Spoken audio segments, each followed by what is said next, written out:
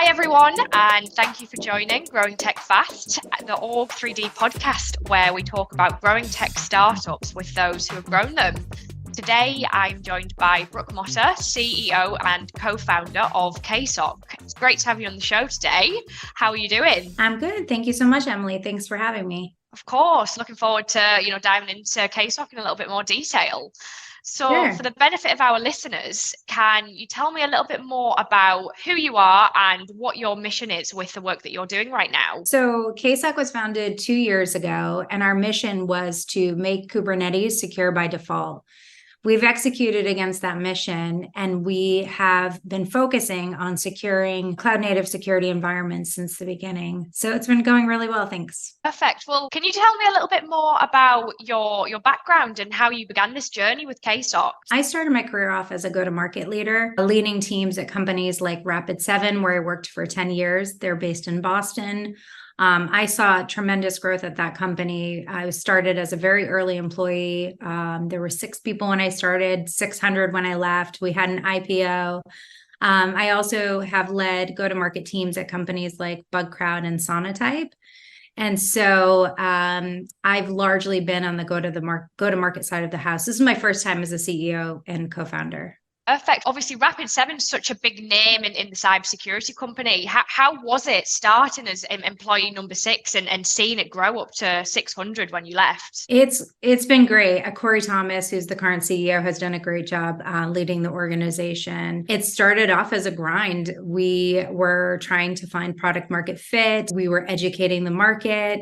And then slowly, vulnerability assessment, which was their wedge into the market, became not just a nice to have, but a must have for most organizations, oftentimes driven by compliance requirements. We're seeing similar things here at KSOC, where compliance is often driving the need for cloud native security and Kubernetes security as well. So it's interesting to see some parallels.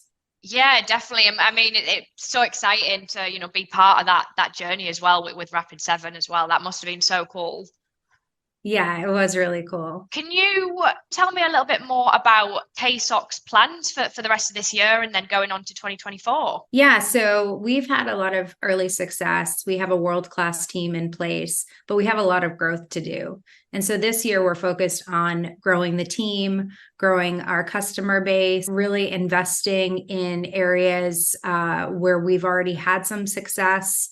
And that means hiring additional engineers, some additional salespeople, and we're looking forward to helping more people uncover threats in their cloud native environments. Have there been any particular moments that have triggered a change in your thinking or approach to startup life? Yeah, so I've never been, like I said before, a CEO or a co-founder. And so when I started this journey, I didn't realize all of the challenges that we would have. And so I have a tremendous team of investors, advisors, and people who have helped me along the way to make smart decisions. One thing that I learned is that just because I did something well at another organization, or if our team has done something really well at another organization, it doesn't necessarily replicate here at KSOC. And so we have to be adaptable, we have to learn, we have to grow together. And so that part of the journey has been fun and challenging, but also rewarding.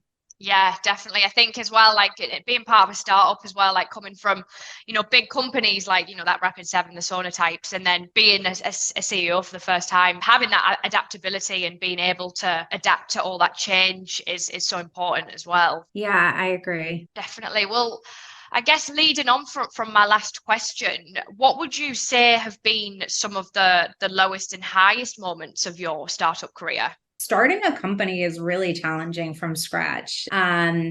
You have to be prepared not just to succeed. I trend towards overly optimistic, so I think everything's going to be great all the time.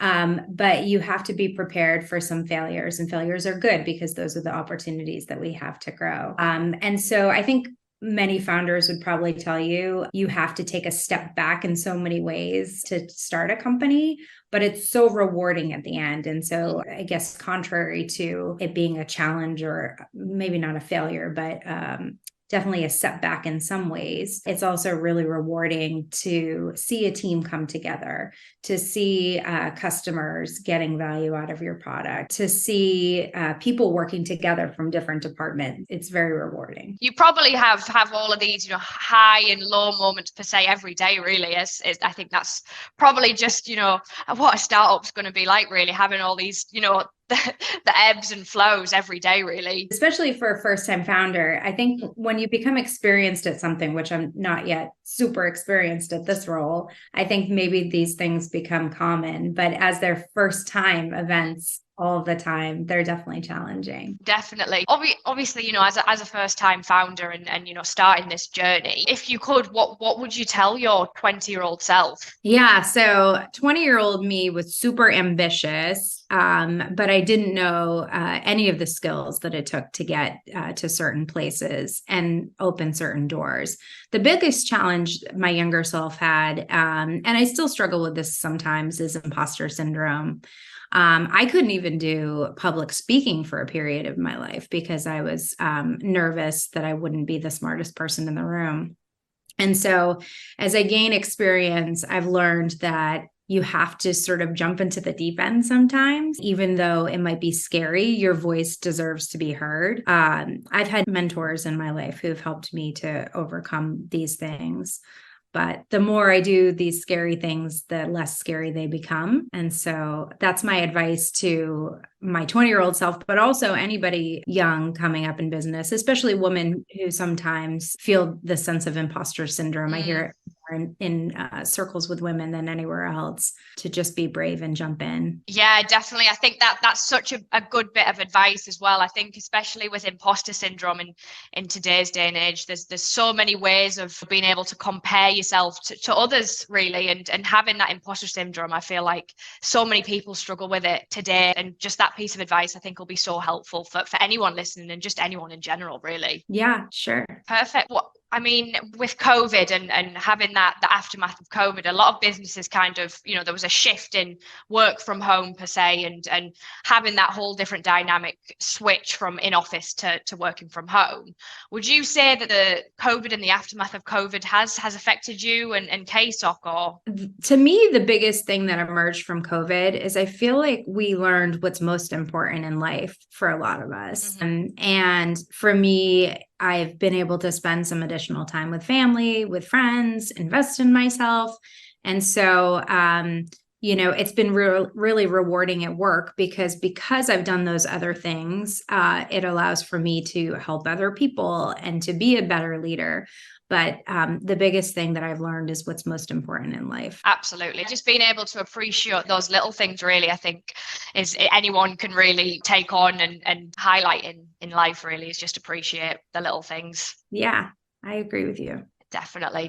Well, I know obviously you mentioned a little bit earlier that you've had a lot of great mentors that have helped you get to where you are. Who would you say that some of your role models are? Yeah, so I'd say my mom and my dad are my role models. So my mom put herself through college very late in life and became a teacher and a school principal. And so I take a little bit of her skills and bring them to work. And my dad was a blue collar employee who worked his entire life really, really hard. I think I'm a combination of the two of them, where I try to be whenever possible. Yeah, definitely. What would you say, other than kind of what we've discussed, have been some of the best bits of advice that you have been given in your career? Yeah, so I had a mentor and former boss who would say things to me like, run to the fire. And so what that meant is if you have maybe a conflict at work, you figure out ways to communicate better and open up communication. Public speaking, like we talked about before.